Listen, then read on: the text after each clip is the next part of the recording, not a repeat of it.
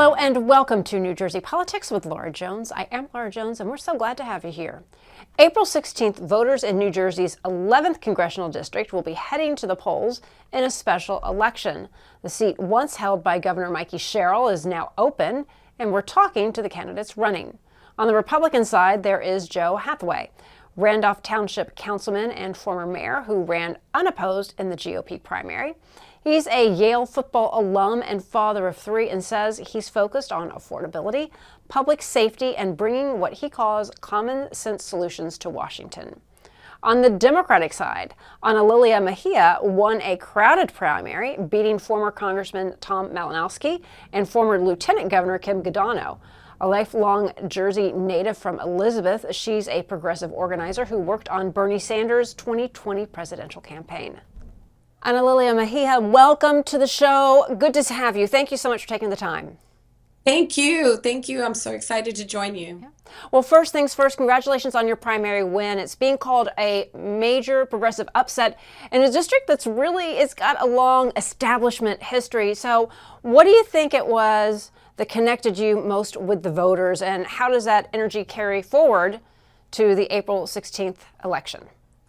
It's funny because I don't see it so much as a progressive upset. I see it as regular working class people, middle class people taking keen interest on what should have been a sleepy election on a Thursday in the middle of winter.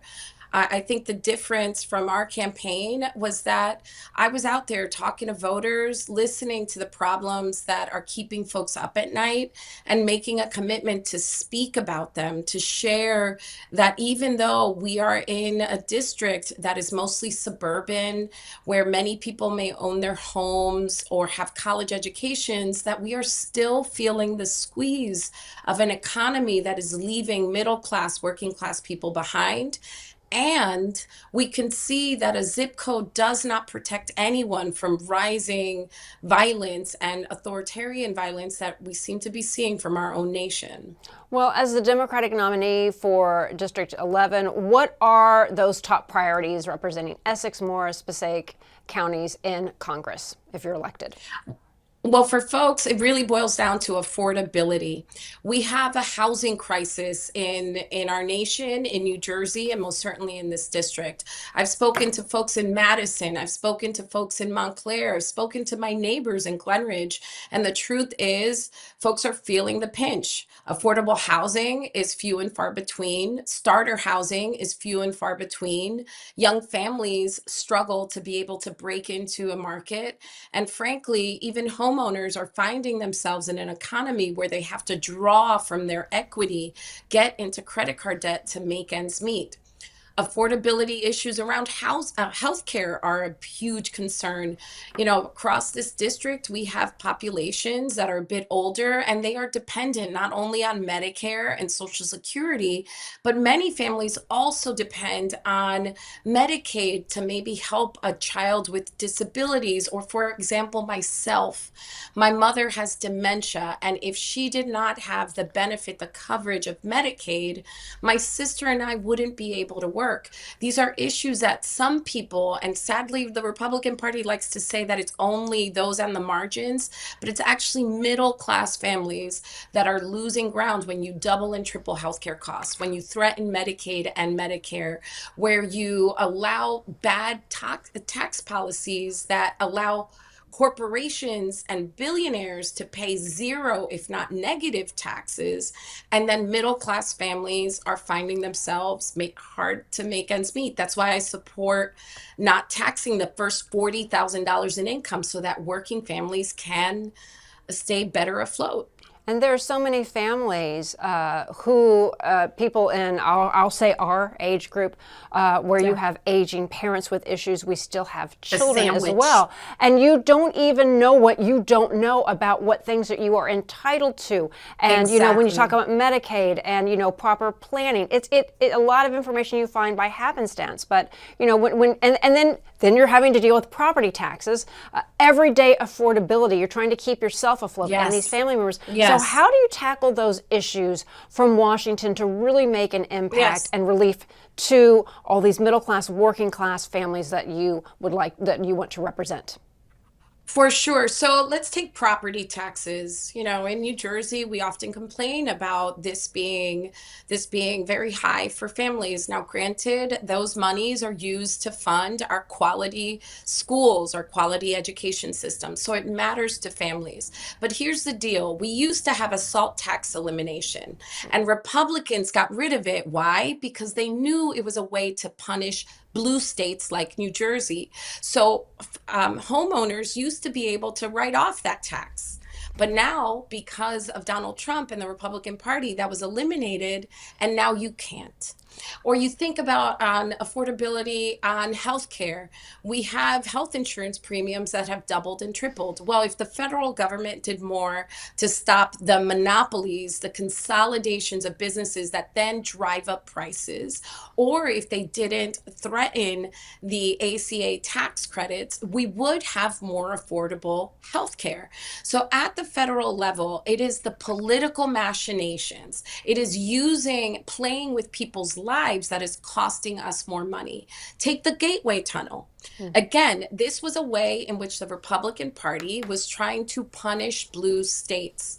So, a state like New Jersey that is dependent on the safe and fast, efficient commute into New York City, or in this district where a lot of people commute into the city, you have that threatened. You have our commutes made more difficult. Why? Because they're Republicans are playing political games with our daily lives.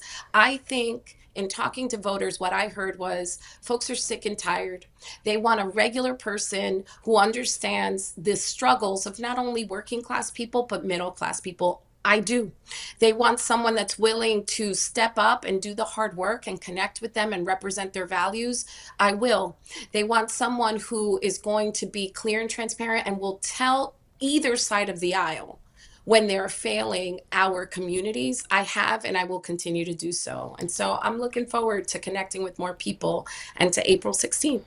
Well, and one of the things we were talking about off camera is how you are trying to connect with early in the morning, a lot of commuters. And, off camera, we were talking, my daughter would just caught the train. New Jersey Transit, things they're so expensive Yes. when you're commuting. So what are you hearing from the voters when you're out in the morning time talking to commuters? The district you seek to represent, about an hour train ride into the city, a Yeah. little less. What are you hearing from all of those commuters? Their day to day, just trying to get to their job is really Yes. expensive. Yes. Well, I could tell you everyone is really fired up about this workarounds where all the trains are headed to Hoboken and they have a longer commute as a result. I'm also hearing concerns again when we talk about affordability. There are concerns about every aspect of our daily lives. This morning, I had a woman stop me and say, "Hey, what are you going to do? What can we do about these AI centers that get preferential billing on our energy infrastructure, and then that cost is transferred to you, to myself, to regular families?" I was like, there has to be a role in which not only the federal government but the state government working together can make sure affordability is actually made realized for families in this state. I also will say that another concern that I've heard a lot about is, we're watching the growth of these detention centers. And like many New Jerseyans, like many people across the country, I can see we have a broken immigration system. But what we need to understand is part of the reason it's broken is that we don't invest in the front end to make sure that it is efficient, effective system.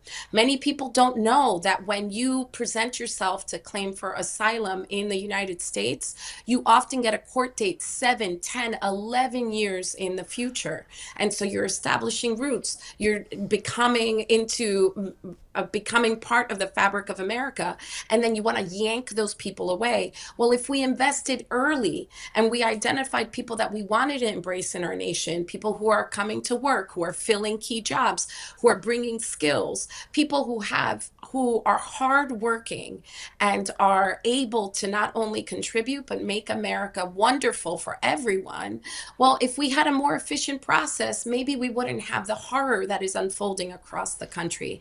The violence is unnecessary. The violence and the hatred actually harms all of us. And many people are concerned about the loss of their due process rights because they see it being taken away actively from others. And you are the daughter of immigrants and a strong advocate for immigrant communities. So can you just talk a little bit more about the role federal policy plays in protecting families in the 11th Congressional District, especially, as you mentioned, amid such ongoing national debates and tension, to say the least?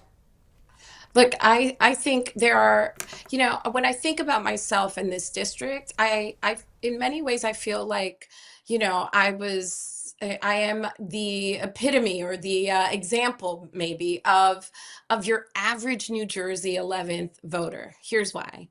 Okay, I am a daughter of immigrants. I grew up working poor and working class, so I understand the struggle many families living on economic edge in this district face on a daily. I understand the struggle of first generation Americans who are trying to become part of the fabric of America and still hold on to their culture. I'm also, a middle class suburban mom that is driving her kids to lacrosse and soccer and is thinking about the issues that impact our community. Like, how are we going to navigate rising healthcare costs?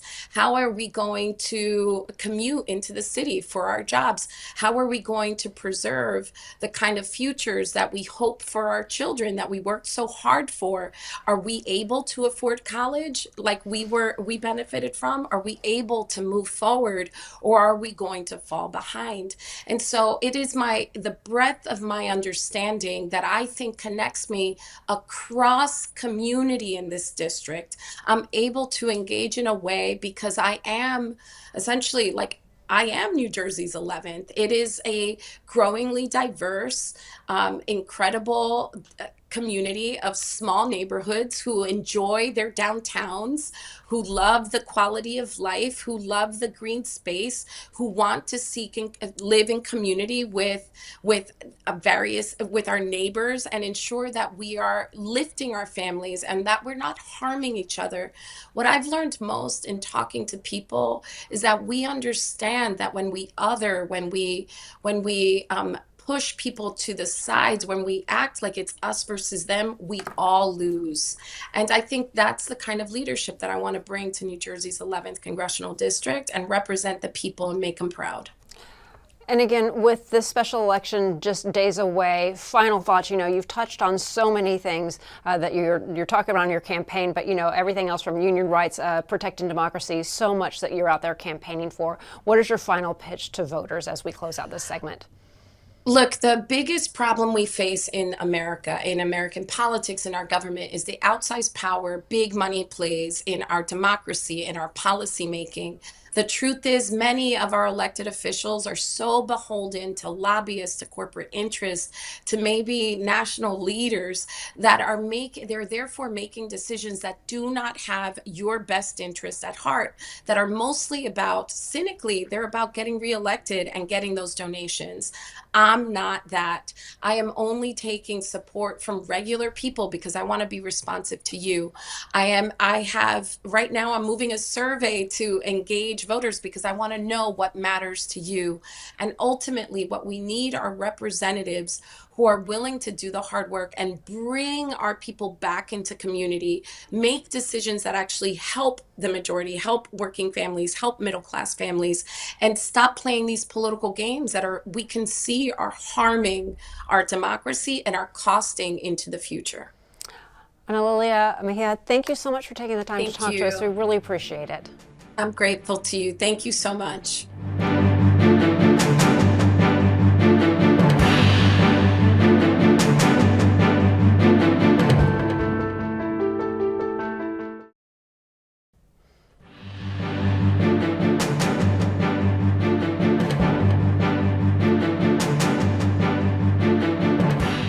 Thanks for staying with New Jersey Politics. Today we are talking to the candidates running to replace Mikie Sherrill's seat in Congress.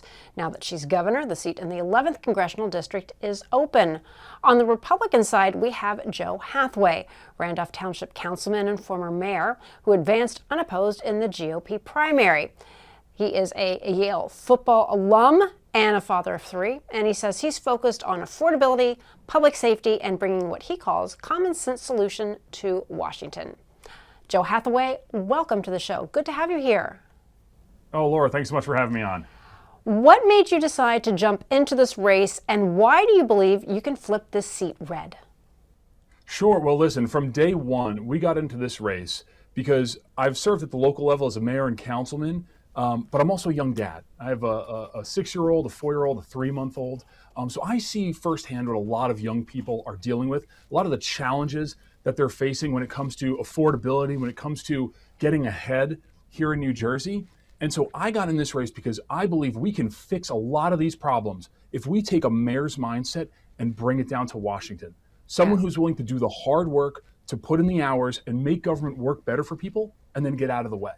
And I'll tell you right now, I believe we can flip this seat because after the Democrat primary that we just saw, the stakes have been raised and the mission has been elevated because the Democrats chose as their nominee someone who is a radical, anti-Semitic socialist representing the far fringe of their party, someone who I believe is completely out of touch with everyday voters in this district. And I think that come election day, come April 16th, voters will choose a common sense, practical workhorse over radical socialism every time. You've emphasized affordability as the core of your campaign, things like eliminating taxes for first-time homebuyers and addressing property taxes. New Jersey families are dealing with high costs in the 11th Congressional District and all over. Can you walk us through your specific plans to tackle housing affordability and the cost of living? Absolutely. We've seen affordability as an issue across the board for multiple races after multiple races here in New Jersey. And we've yet to really crack the code on how to address that. But, you know, again, seeing what I see at the local level and talking to young people who want to be here, who want to plant their roots and grow their family, I think we have some smart common sense ideas for how we can do that. You mentioned one of our cornerstone platforms, which is eliminating taxes for first-time home buyers at the federal level. So, you know, they can stop sending some of that money down to Washington, put it back in their own pockets to help with things like closing costs or furniture, right? Things that will help them plant their roots and say, I'm here, I'm going to grow my family in New Jersey, I'm going to stay here for a long time. So home ownership's a big part of our platform. Education is as well. Another area that hits young people, but actually extends far into their career when we see the student debt that continues to gain compounding interest and grow and kind of hamstring people. So I believe we need to tackle that early on and cap federal student loans at or below where inflation is so that people can get on with their careers, put that aside, and find success in their lives. If you juxtapose that to some of the policies that my opponent is espousing, things like socialized medicines, things like socialized education, taxpayer-funded college for everyone, those are policies that will crush the working class here in New Jersey. At the end of the day, it doesn't feel like it, but we're still one of the wealthiest districts in America. Her policies will crush the hardworking families that she claims to represent. On immigration, you've called for ending sanctuary cities in New Jersey and allowing better cooperation between local police and federal authorities like ICE, while also supporting some reforms to ICE. So what's your stance on border security, and how would you approach immigration policy if elected to Congress? Absolutely, Laura. I mean, listen, you know, first and foremost, we need to have secure borders, right? We need to make sure that people who are here illegally committing crimes are removed and leave our communities to make sure our communities are safe. But what we're seeing going on with ICE and the role that local law enforcement plays in this as well, these are things we need to be able to do together. And I think we can make some pretty common sense solutions on both sides here to make sure we're keeping American citizens safe across the board. I mean, as you mentioned, you know, I'm absolutely in favor of coming to the table with some ideas for how we can reform ways that ICE operates and communicates with local law enforcement, whether that's things like better training, better technology, de-escalation, right? Those are all things that we should be bringing to the table. But at the same time, as you mentioned, we need to end these sanctuary city laws that prevent our local PD, our county and our state PD from being engaged in any way to actually keep people safe. Because I also believe people have a right, a constitutional right, to peacefully assemble, to peacefully protest if they disagree with something. It's a cornerstone of being American. But right now in New Jersey, we have tools at the table from our county, right here in Morris County. Our sheriff's office is a great tool in their FAST team, which I'm happy to talk more about. But we have these tools to keep people safe across the board, but New Jersey Democrats aren't letting us do it.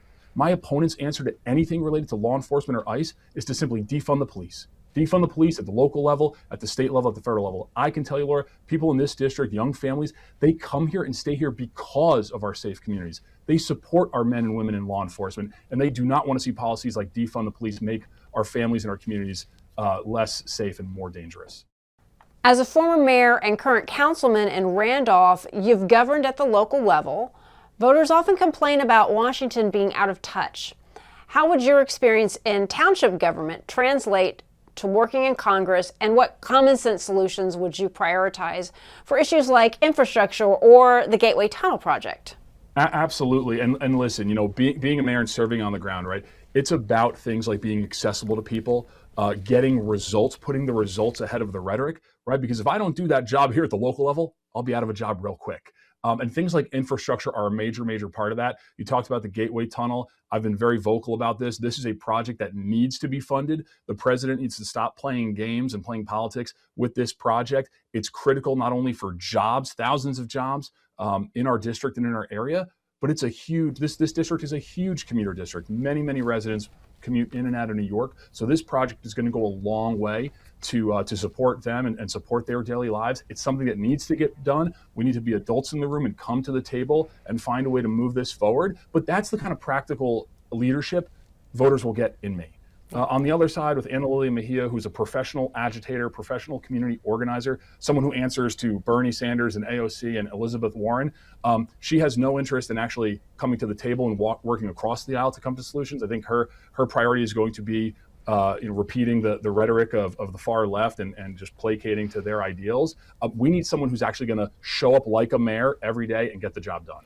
You've described yourself as a workhorse focused on results over rhetoric, and you've even said you'd put the district needs ahead of party lines when necessary. Can you give an example of where you might break with your party or the administration to fight for New Jersey's interests? My job, first and foremost, is always going to be to put the people of this district first. Now, I'm a Republican. We have a Republican majority. Down in Washington, we have a Republican president. I think there's a whole lot of things that we can get done that are good for the people of this district, and we've seen a lot of those already, right? A lot of the policies that we saw come through in the working family tax cut, things like the increase of the SALT deduction, things like child tax credit. Those are positive solutions for our district. We talk about affordability and driving affordability. Those are major steps that are going to put money back in the pockets of hardworking families here in New Jersey. But when there are things that the president or that Washington is doing that aren't in the best interest of my district, it's my job to say something about it. And we talked about the Gateway project. That's probably one of the most major ones that we're seeing right now. A few months ago, we talked, there was a lot of talk down in Washington about Picatinny Arsenal, one of our major military installations here in the district in Morris County, being shuttered and being moved by the administration. I was vehemently against that. Not only was it bad for our U.S. military, but it was bad for our district. It was bad for many of the citizens that have high-paying STEM engineering jobs there. Picatinny is a great community partner in our district, so to lose that would be a detriment to our district, to the people I represent. Therefore, I'm going to stand with them and stand against anybody who's going to do things that aren't in the best interest of our people. This district includes suburban areas in Morris, Essex, and Passaic counties with a mix of families, commuters, and small businesses. What message do you have for independent and moderate Democratic voters who might be frustrated with the status quo? Well, listen, right now for all voters in this district, they have a choice between the future of the Republican Party and the future of the Democratic Party. I think we're trying to define what the future of the Republican Party is, right? It's one of hard work, of common sense, of practical solutions that reduce the burden of government and get us out of the way so that people can be successful again. And the future of the Democrat Party is all the things we just talked about. It's moving towards socialism, towards anti-Semitism, towards anti-law enforcement. That's exactly who the Democrats in this state picked to be their representative in this general election on April 16th. But here's the thing: this race has become a whole lot bigger than politics as usual. I think this race has become a whole lot bigger than just Republican versus Democrat, traditional policy arguments. This race is now about American values against the destructive policies of socialism. And unfortunately, we've seen what some of those policies lead to over in New York City with Mayor Mamdani, with I think 19 people now having frozen to death in the snow. In Jersey City with Mayor Solomon and another socialist, their city's on the brink of financial collapse. This is what happens when socialists get into power and start making decisions. We cannot allow that brand of radical socialism to infiltrate any further into this country, and it has to stop in NJ11. So I think we're going to see Republicans, independents, and Democrats coalesce together to stop socialism in its tracks and send a common sense workhorse down to D.C. Finally, with early voting underway and the election on April 16th, what is your closing pitch to voters in the 11th District? Why should they choose Joe Hathaway to represent them in Congress? Well, they should choose us because I'm someone who's been here for the last 20 years. I'm someone who's grown up in New Jersey, who knows this district, who knows its people. I've lived in all three counties within NJ11, in Passaic and Essex and in here in Morris.